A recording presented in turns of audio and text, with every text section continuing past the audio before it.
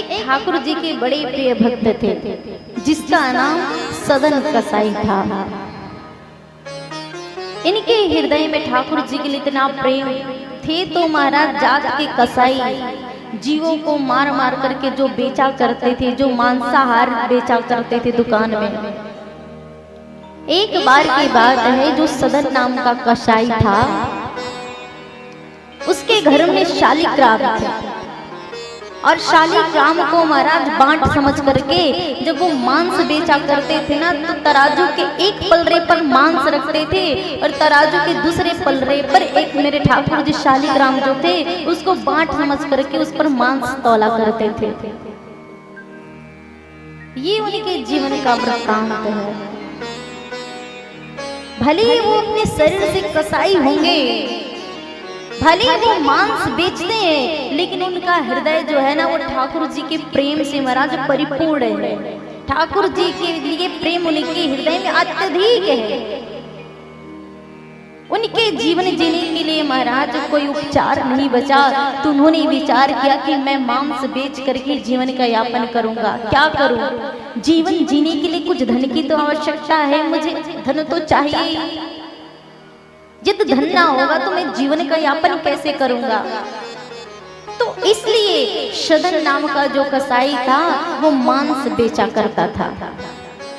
उसके घर में कदाचित शालिग्राम जी महाराज थे, लेकिन वो सदन नाम का कसाई समझ नहीं पाया। मेरे शालिग्राम जी को महाराज उठा करके उसके बांट के रूप में तौला करता था। एक दिन वहीं से एक ब्राह्मण गुजर रहे थे और ब्राह्मण गुजर रहे थे तो आज सदन नाम के कसाई से एक बात पूछते हैं, अरे भैया तेरे घर में स्वयं साक्षात शालिग्राम रहते हैं और तू इतना कुकर्म करता है, अपने ठाकुर जी से शालिग्राम से तू मांस तौल रहा है, ये तेरी योग्य नहीं है। ऐसा कर, इस शालिग्राम को तू मुझे दे दे, मैं इसको ले जा करके अपने घर में पूजा किया करूंगा। वैसे भी तेरे हाथ अपवित्र है, तेरा पूरा शरीर अपवित्र है, ऊपर से तू मांसाहार बेचता है, मांस बेचता है, इसीलिए ठाकुर जी का यहाँ रहना योग्य नहीं है। इसलिए तू ये जो ठाकुर जी है ना शालिग्राम से तुम मुझे दे दे। अब तो महाराज शालिग्राम को लेकर के वो संत चले गए, पूजा करने लगे, सुंदर उनका अभिषेक किया, सुंदर सत्कार किया। किंतु रात्रि को ही स्वप्न में मेरे शालिग्राम जी महाराज उस विप्र ब्राह्मण के स्वप्न में आए और स्वप्न में आकर आज शालिग्राम कहते हैं, अरे ब्राह्मण देवता तू मुझे अपने समक्ष क्यों ले आया? मैं तो सदन कसाई के घर बहुत प्रसन्न था। जब सदन कसाई अपने कर कमलों से मुझे उठा करके उस तराजू के पलरे पर रखता था तो मेरा हृदय गदगद हो जाता था।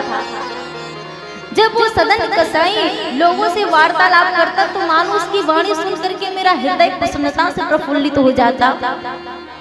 उसके साथ जब दुकान में जब तक मैं रहता था वो बार बार मुझे स्पर्श किया करता था, बार बार अपने कर कमलों से उठा करके मुझे बाट में रखा करता था, तराजू में रखा करता था और तू मुझे ले आया वहां से उठा करके। ब्राह्मण देवता कल के कल तू मुझे सदन कसाई के घर छोड़ा वापस। ब्राह्मण तो महाराज आश्चर्यचकित रह गए, भला मांस बेचने वाले व्यक्ति को भी कहीं प्रभु की प्राप्ति हुई है क्या? भला ऐसे व्यक्ति भी प्रभु की योग्य है क्या, जो जिसका मन दिन रात मांस बेचने में लगा हुआ है, जिसका शरीर मांस बेचने में लगा हुआ है? ऐसे कसाई के घर भी क्या मेरे गोविंद जा सकते हैं? लेकिन ब्राह्मण देवता आज बड़े प्रसन्न हुए।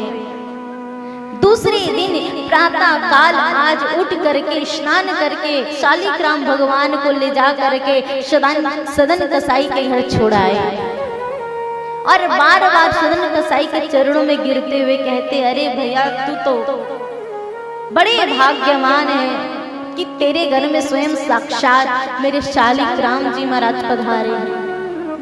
जब पूरा चरित्र ब्राह्मण ने सुना दिया तो वो सदन कसाई आज नेत्रों से महाराज उसके अश्रु छलकने लगे, रुदन करने लगा। रोते ब्राह्मण से विचार करने लगे, कहने लगे, हे ब्राह्मण देवता, आपने बहुत अच्छा किया कि मुझे गोविंद से परिचय करा दिया। अभी तक तो मैं इसको पत्थर समझ करके, बाट समझ करके इसे मांस तौला किया करता था, मुझे ज्ञात नहीं था। खुद में बड़ा पश्चाताप करने लगा, बड़े कष्ट में रहने लगा। एक दिन सदन निर्णय कर लेता है कि अब मैं मांस नहीं बेचूंगा, मैं जगन्नाथपुरी में जाकर के निवास करता हूँ। अब तो महाराज सदन कसाई जगन्नाथपुरी को निकल पड़ते हैं। कदाचित कहीं रहने को स्थान ना मिला तो एक स्त्री पुरुष महाराज मार्ग में मिल गए। उसने परिचय पूछा, सदन ने अपना पूरा जीवन का वृत्तांत सुना दिया। स्त्री पुरुष बड़े प्रसन्न में, समझा बड़ा निर्धन है बेचारा, निर्लज है, अपने घर में कोई स्थान दे दिया जाए। अपने घर में रखने लगे उसको। कुछ दिन बीतने के बाद वो स्त्री महाराज सदन नाम के कसाई पर मोहित हो जाती है और बार बार सदन को स्पर्श करने का प्रयास करती हैं। तो सदन नाम के जो कसाई थे वो ठाकुर जी के परम प्रिय भक्त थे, वो बार बार उससे दूर होना चाहते थे। तो महाराज एक दिन रात्रि को सदन कसाई ने कहा, अरे देवी, तुम मुझे स्पर्श क्यों करती हो, मेरे समय पे क्यों आती हो? तुझे तो पति धर्म का पालन करना चाहिए। तेरे पति घर में निवास करते हैं और तुम पति के रहते भी पराये पुरुष का तुम स्पर्श करते हो, दर्शन करते हो, लज्जा नहीं आती क्या तुझे? अब जैसे ये शब्द सुने महाराज तो स्त्री तुरंत गई और जा करके रात्रि की बेला ही अपने पति के महाराज मस्तक काट करके ले आई। अब तो सदन कसाई देख करके दृश्य डर गया। ऐसी पत्नी मैंने जीवन में कभी नहीं देखा जो मेरे प्राप्ति के लिए, मुझे स्पर्श करने के लिए अपने पति का भी हत्या कर दे। अब तो बार बार सदन कसाई इंकार करे, किंतु वो स्त्री बार बार समीप आने का प्रयास करे। एक दिन स्त्री ने कह दिया, अरे सदन, यदि तू मेरे साथ समागम नहीं किया ना तो मैं यहाँ बुला करके तुझे जेल भेजवा दूं कि तूने मेरे साथ समागम किया है। और एक दिन ऐसा ही हुआ, कारागार में बंदी बना करके रख लिया। अदालत में महाराज आज सदन को सजा सुना दी कि इस मूर्ख के दोनों हाथ काट दिए जाए जिसने ऐसा कुकर्म किया है किसी स्त्री के साथ। सदन के दोनों हाथ काट दिए। जैसे कारागार से छूटे ना तो आज जगन्नाथपुरी में पुजारी को मेरे गोविंद स्वप्न में कहते हैं, अरे भैया, मेरा एक छोटा सा भक्त, मेरा निर्धन भक्त जिसके दोनों हाथ कटे हुए हैं, वो चले आ रहे हैं, तुम पाल के लेकर के जाओ, मेरे भक्त को ले आओ। जगन्नाथ के पुजारी रथ लेकर के गए, मार्ग में चले आ रहे थे सदन कसाई, पालकी में बिठा करके उस सदन कसाई को ले आए। और जैसी मेरे गोविंद के समक्ष पहुंचे ना, जब बड़े कष्ट में बड़ी रुदन करने लगे, चरणों में गिर गए सदन कसाई और प्रार्थना करते हुए कहे, हे गोविंद, जो जिसका जीवन आपके चरणों में लगा हुआ है, जो आपके भक्त होते, उसके जीवन में ही ऐसे कष्ट क्यों आते हैं? उन्हें इतना कष्ट क्यों मिलता है? भला मेरी कौन सी गलती? मैंने तो ऐसा कोई पाप नहीं किया। बिना पाप के ही मेरे दोनों हाथ काट दिए गए, मुझे कारागार में बंदी बना के रख दी गई, क्यों, किस प्रयोजन से? तो स्वयं जगन्नाथ जी महाराज प्रकट होकर के सदन कसाई को कहते हैं, अरे कसाई, तू पूर्व जन्म में ना एक ब्राह्मण था, तेरे सामने से एक कसाई किसी गाय को मारते हुए ले जा रहे थे। गाय ने तुझे बहुत आवाज दिया कि मेरी रक्षा करो, मेरी रक्षा करो, पर तुमने जानबूझ करके अपने दोनों हाथों से पकड़ करके उस गौ माता को कसाई के हाथ में छोड़ दिया और उस कसाई ने उस गौ माता की हत्या कर दी।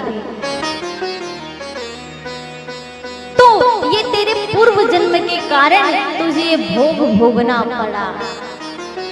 पूर्व जन्म में जिस गौ को तूने मारा था ना, वो है वो स्त्री, और स्त्री की जो पति है वो कसाई है जो पकड़ करके ले जा रहे थे। ये तेरे पूर्व जन्म के कारण तुझे भोग भोगना पड़ा, किंतु अब तेरे जीवन का अच्छा समय आ गया है। अब तू ये भोग विलासी छोड़ करके अब तू सुंदर जीवन यापन कर। तो महाराज,